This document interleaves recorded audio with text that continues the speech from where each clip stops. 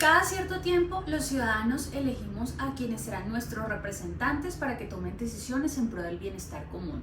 Sin embargo, parece que eso de elegir representantes cada cierto tiempo para que velen por el bienestar de una comunidad no ha funcionado ni está funcionando. Cada vez hay más corrupción, cada vez a los políticos les da menos temor que la gente se entere de que solamente gobiernan para unos pocos. Y la única esperanza de que muchos ciudadanos ven en el horizonte es que aparezcan nuevos políticos que puedan darle un rumbo diferente a este país. Sin embargo, no importa qué tan bueno o qué tan malo sea un político, dejarlo todo en manos de unos cuantos no es muy buena idea, pues tarde o temprano el poder corrompe. Entonces, tal vez los ciudadanos debamos empezar a pensar que no podemos dejarle todas las decisiones a unos cuantos políticos. Y algunos pensarán, pero entonces, ¿para qué tenemos un sistema en donde elegimos representantes para que tomen las mejores decisiones para todos?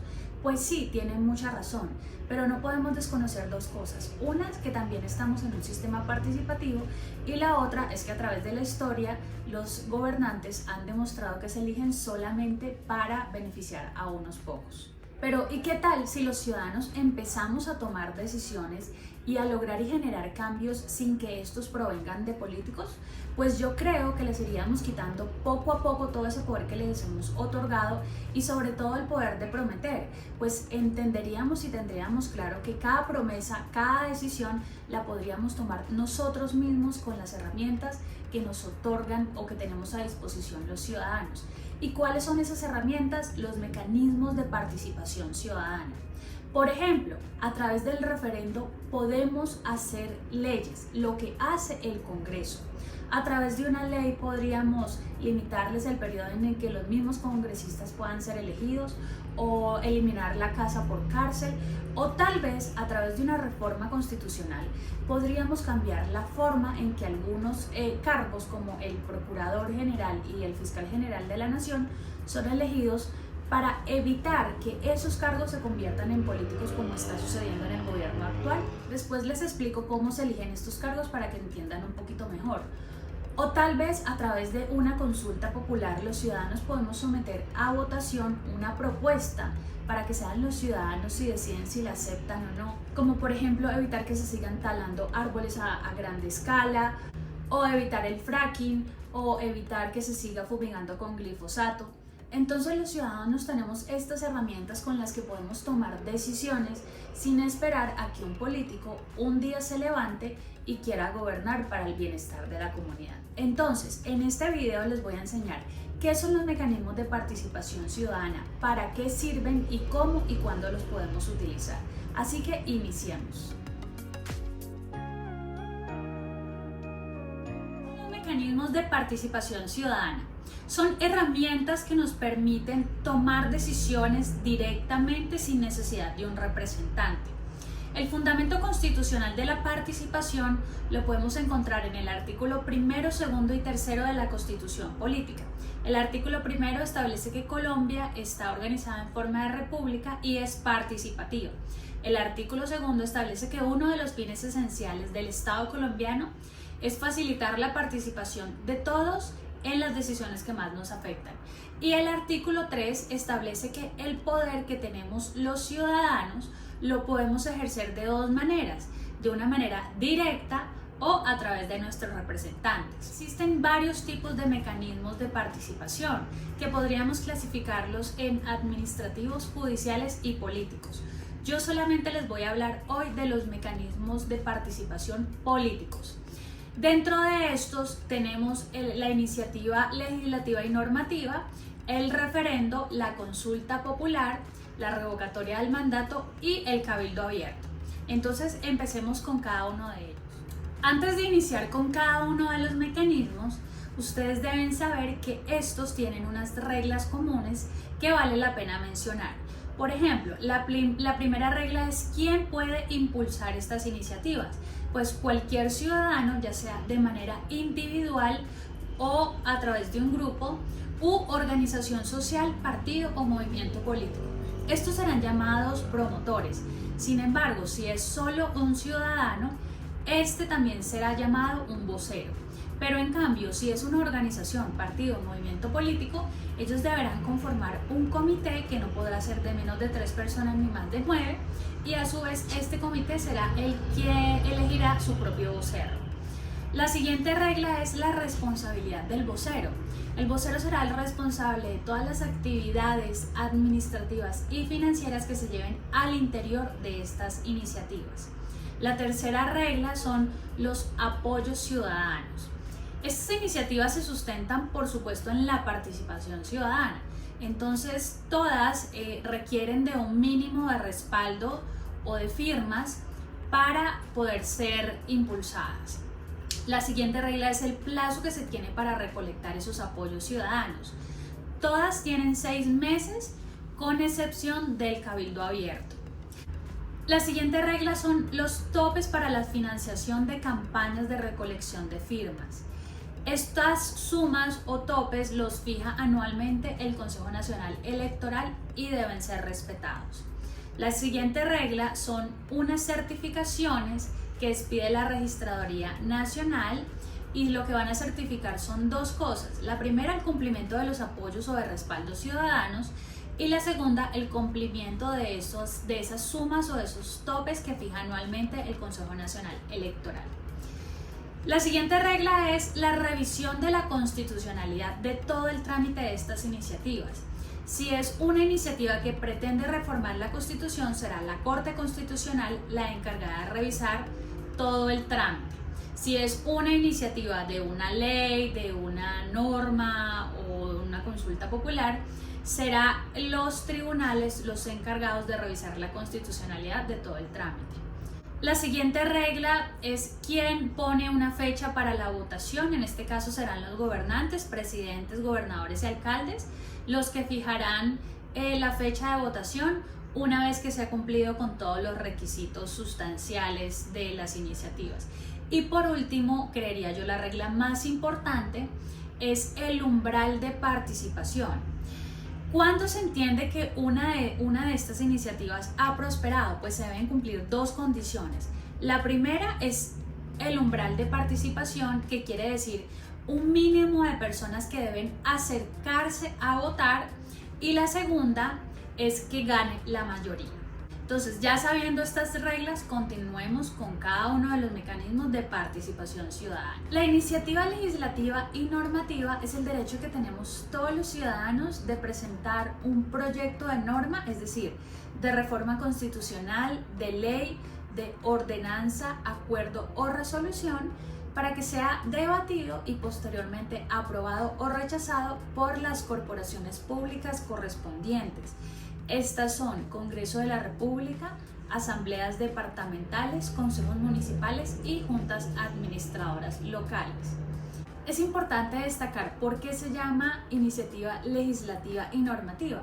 Pues cuando se utiliza el término legislativo, se refiere a los actos que expide solo el Congreso de la República, que pueden ser leyes o reformas constitucionales, mientras que normativa es un término mucho más amplio y más general y se utiliza para referirse a las normas que expiden las corporaciones públicas a nivel territorial. Estas son las asambleas departamentales, consejos municipales y juntas administradoras locales, que se encargan de expedir ordenanzas, acuerdos municipales y resoluciones si es a nivel local. Esta es la razón de la diferenciación en el nombre de esta iniciativa. Ahora, cuando se trata de una iniciativa para un proyecto de una reforma constitucional o de una ley, si es de origen ciudadano, vamos a necesitar un apoyo del 5% del Censo Nacional Electoral. Mientras que si se trata de una iniciativa, de un proyecto, de una norma a nivel territorial, es decir, de ordenanza, acuerdo o resolución, se necesita el 10% del censo electoral respectivo. Es decir, si es un proyecto para una ordenanza, necesitaríamos el 10%, pero del censo electoral del departamento. Si es un proyecto para un acuerdo municipal, necesitaríamos el 10% del municipio, o si es un proyecto de resolución, el 10% de la localidad.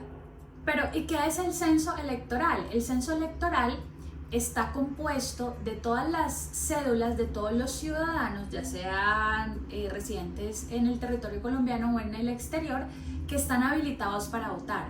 ¿Y quiénes están habilitados para votar? Pues todo aquel que cumple 18 años y no se encuentra incurso en alguna inhabilidad, como son los miembros activos de la fuerza pública y aquellas personas que están condenadas por un delito. Esto es lo único que necesitamos los ciudadanos para presentar un proyecto de norma y que sea debatido al interior de las corporaciones públicas y posteriormente pues aprobado o rechazado. En esta iniciativa no hay votación porque son las corporaciones las que tienen la última palabra o la decisión de aprobar o rechazar este proyecto que queremos que pues se apruebe. El referendo es la convocatoria que se le hace al pueblo para que decida si aprueba o rechaza un proyecto de norma o deroga una ya existente. Existen dos tipos de referendos, aprobatorios y derogatorios. En el referendo aprobatorio vamos a someter a votación del pueblo un proyecto ya sea de reforma constitucional, de ley, ordenanza, acuerdo municipal o resolución para que éste decida si lo aprueba o lo rechaza. En cambio, en los referendos derogatorios vamos a someter a consideración del pueblo una norma ya existente para que éste decida si lo deroga total o parcialmente o la deja como estaba. Entonces iniciamos con los referendos aprobatorios.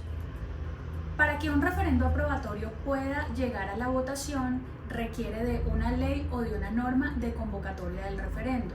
¿Para qué? Primero, para que convoque al pueblo y segundo, para que introduzca el texto del proyecto que queremos someter a votación. Los miembros de las corporaciones aprobarán la ley o la norma por mayoría y el vocero de la iniciativa deberá ser convocado para que en caso de que la ley sea rechazada, pues él pueda impugnar. En todo caso, si los miembros de las corporaciones deciden no aprobar la ley o la norma de convocatoria del referendo por diferentes razones, puede ser que el proyecto que estamos sometiendo a votación no les guste.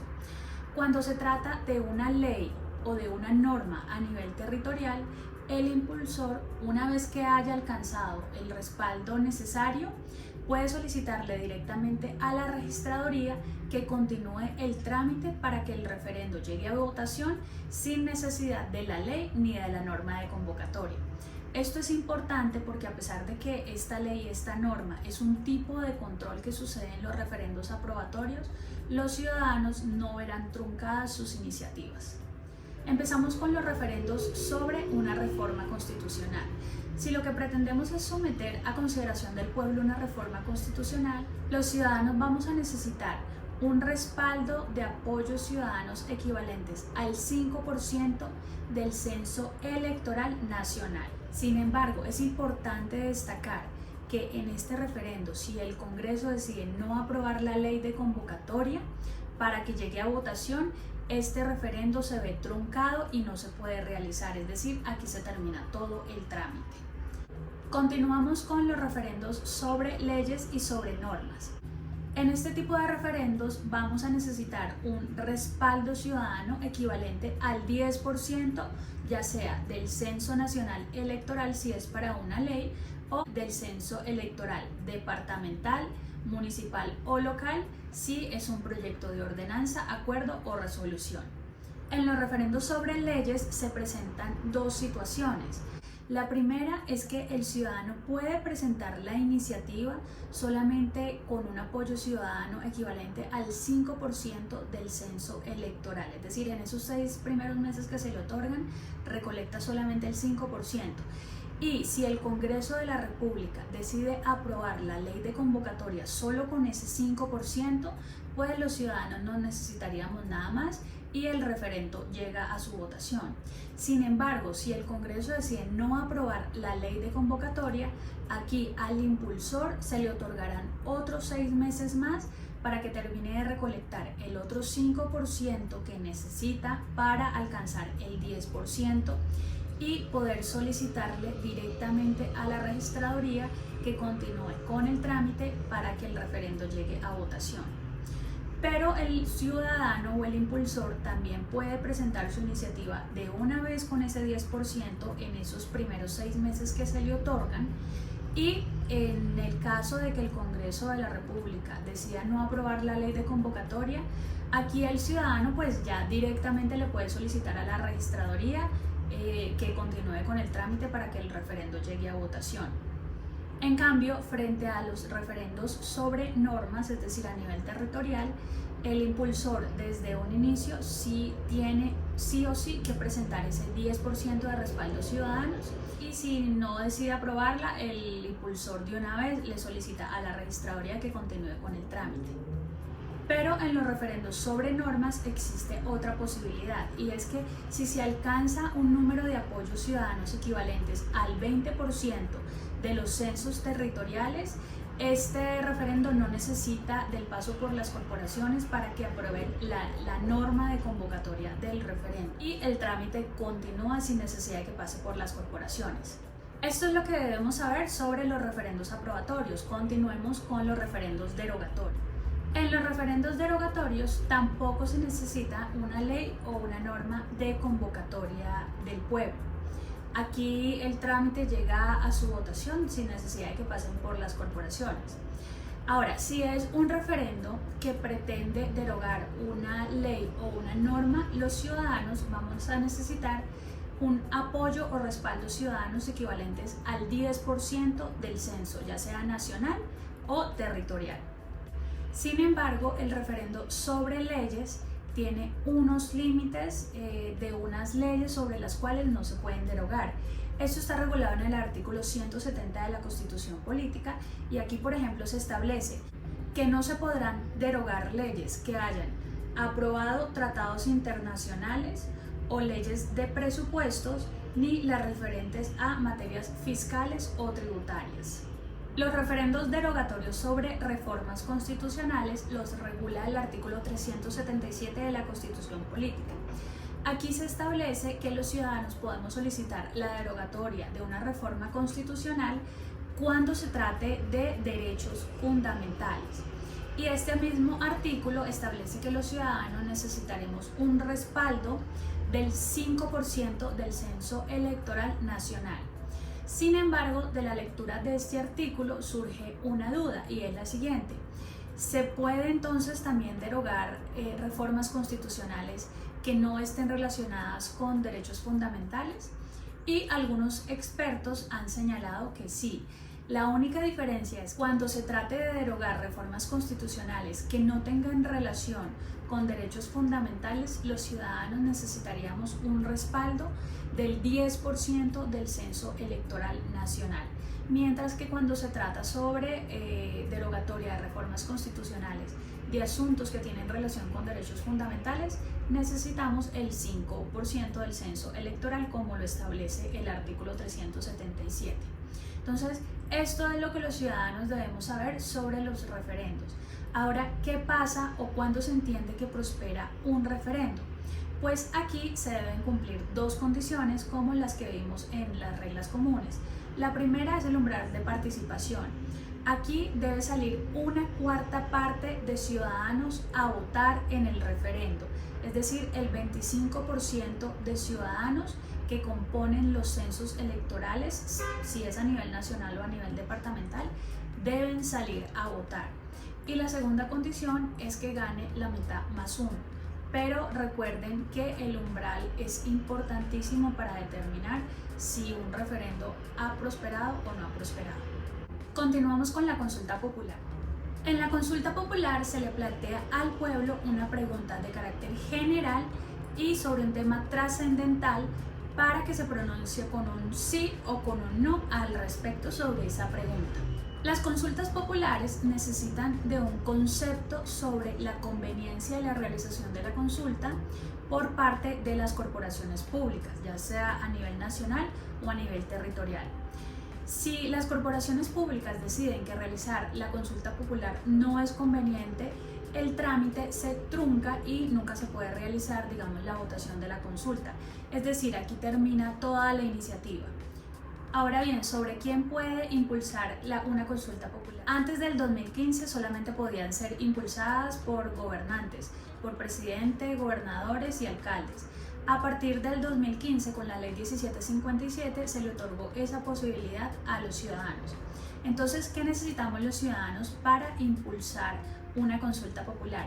Si es a nivel nacional, los ciudadanos necesitaríamos un respaldo del 5% del equivalente al Censo Nacional Electoral. Si es una consulta a nivel territorial, vamos a necesitar un respaldo del 10% de los censos territoriales, ya sea departamental, municipal o local.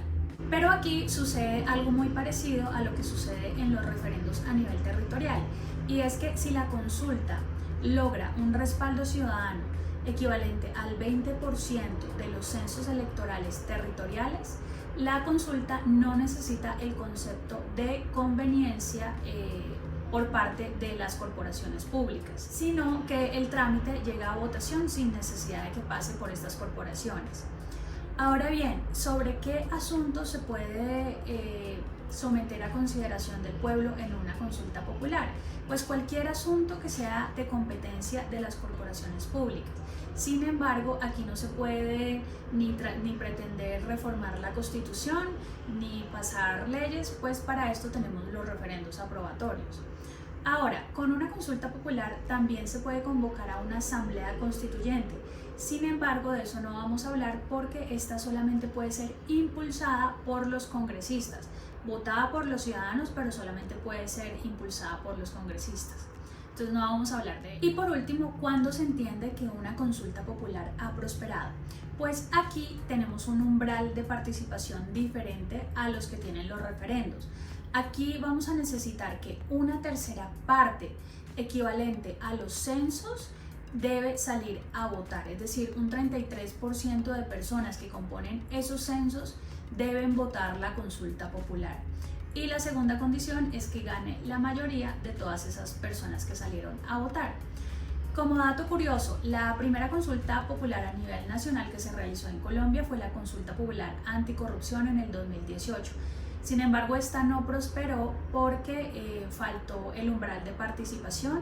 Tenían que salir a votar 12 millones de personas, más o menos, y salieron a votar 11 millones y medio de personas. Entonces, por esta razón, esta consulta popular no prosperó. Ahora continuemos con la revocatoria del mandato. Antes de continuar, deben saber que existen unos asuntos sobre los cuales los ciudadanos no podemos proponer proyectos, ya sea a través de un referendo, de una iniciativa legislativa normativa o de una consulta popular, porque hay ciertos temas que son de iniciativa exclusiva de algunos gobernantes, como el presidente, gobernadores y alcaldes. Entonces, ¿cuáles son estos asuntos sobre los cuales los ciudadanos no podemos proponer iniciativas? Pues el artículo 18 de la ley 1757 establece que los asuntos que tengan relación con temas presupuestales, fiscales y tributarios, relaciones internacionales, concesión de amnistías o indultos y preservación y restablecimiento del orden público. También existen unos asuntos que son de iniciativa exclusiva del presidente, por ejemplo, y este lo podemos encontrar en los artículos 154, 150 y 336 de la Constitución Política. Así que si ustedes quieren saber cuáles son esos asuntos, remítanse a esos artículos. Si quieren saber cuáles son los asuntos exclusivos de las asambleas departamentales, se pueden remitir al artículo 300 de la Constitución Política, de los alcaldes, el artículo 315 de la Constitución Política, de los consejos distritales o municipales, el artículo 313, y una norma especial que es los asuntos de iniciativa exclusiva solo del alcalde de Bogotá y del Consejo de Bogotá, el artículo 322 de la Constitución Política. La revocatoria de mandato es el derecho que tenemos todos los ciudadanos de revocarle el mandato a un gobernador o a un alcalde. Aquí vamos a necesitar un respaldo equivalente al 30% de apoyos ciudadanos, pero del total de los votos válidos que obtuvo ese candidato el día de las elecciones que lo eligieron. Miren que aquí este respaldo ciudadano ya no depende de los censos electorales, sino del total de la votación que obtuvo ese candidato el día en que fue elegido. Ahora, en las revocatorias tenemos un tiempo a partir del cual podemos solicitar la revocatoria y un hasta. Los ciudadanos podemos solicitar la revocatoria de un mandatario una vez haya transcurrido 12 meses a partir de la posesión del mandatario que pretendemos revocar, y solamente podemos solicitar la revocatoria hasta un año antes de que termine su periodo constitucional. Este hasta aplica también para la votación, es decir, la votación, independientemente de que hayamos impulsado la iniciativa en el plazo que tenemos, si la votación está dentro del último año del periodo constitucional del mandatario, no se puede realizar. Ahora, ¿por qué motivo se puede solicitar la revocatoria de un mandatario? Existen dos. Uno es por un descontento general de la ciudadanía con este mandatario, y el otro es por el incumplimiento del programa de gobierno que presentó en campaña. Ahora, como yo les comenté en las reglas comunes, a los gobernantes, como el presidente y gobernadores, se les otorgó la facultad de expedir un decreto con la fecha que fija las votaciones en todas las iniciativas. Esto es un paso de mero trámite, pero aquí en la revocatoria del mandato es importante. ¿Por qué? Porque el presidente o el gobernador, según sea el caso, deberá expedir el decreto que fija la fecha para las votaciones 8 días después de que la registraduría haya expedido las certificaciones del cumplimiento de apoyo de los respaldos ciudadanos que se requiere para la revocatoria del mandato. Y la votación se debe realizar dentro de los 2 meses siguientes a la expedición de las certificaciones de la registraduría. Esto es importante porque en esta iniciativa se tiene muy poquito tiempo para todo el trámite. Ahora bien, ¿cuándo se entiende que una revocatoria de mandato ha prosperado? Pues aquí vamos a necesitar el 40%, pero del total de la votación válida que se registró el día de las elecciones. Miren que aquí también el umbral depende desde la votación que se registró el día de las elecciones que se eligió ese mandatario, pero será el 40% del total de los votos válidos que se registró ese día. Los votos válidos son los votos que obtuvo cada candidato más el voto en blanco. Y la segunda condición es que gane la mayoría. Ahora, ¿qué pasa si la revocatoria ha prosperado? Pues aquí será el presidente o el gobernador, según el caso, el que removerá del cargo al mandatario que revocamos. Y estos mismos son los que elegirán un mandatario encargado hasta que se elija al nuevo, sea o gobernador o alcalde. Y las nuevas elecciones para elegir al nuevo mandatario deberán hacerse dentro de los 2 meses siguientes a que la registraduría expida la certificación de que efectivamente la revocatoria del mandato prosperó. Y como dato curioso, en el 2018 prosperó la primera revocatoria de mandato en el país, fue en un municipio de Tasco, en Boyacá. Ahora continuamos con el Cabildo Abierto. El Cabildo Abierto es la reunión que hacen las asambleas departamentales, consejos municipales o juntas administradoras locales, en la que los habitantes pueden participar y discutir asuntos que interesan a la comunidad. Sin embargo, los ciudadanos también podemos solicitar la realización de un cabildo abierto para que se traten asuntos que las corporaciones públicas no están tratando en las reuniones por derecho propio. Y aquí los ciudadanos vamos a necesitar un respaldo del 5 por 1000. Aquí quiero detenerme un momento porque he visto un error muy frecuente y es que digan que es el 5%. No, el 5 por 1000 es una décima parte de un 5%. Entonces, ojo, porque el 5 por 1000 es muchísimo menor a 1%. Entonces, los ciudadanos vamos a necesitar el 5 por 1000 de los censos electorales a nivel territorial. Ahora, los ciudadanos también podemos solicitar la presencia o llamar a otros funcionarios de la administración que no sean ni miembros de las corporaciones públicas, ni los gobernadores, alcaldes o ediles, para que respondan preguntas sobre el tema que vamos a tratar en el cabildo. Sobre los temas, se pueden tratar cualquier tema que sea de competencia de las corporaciones públicas. Ahora bien, ¿quién puede asistir a los cabildos abiertos? Cualquier persona. Generalmente estas reuniones deberían hacerse en espacios amplios para que puedan asistir bastantes personas.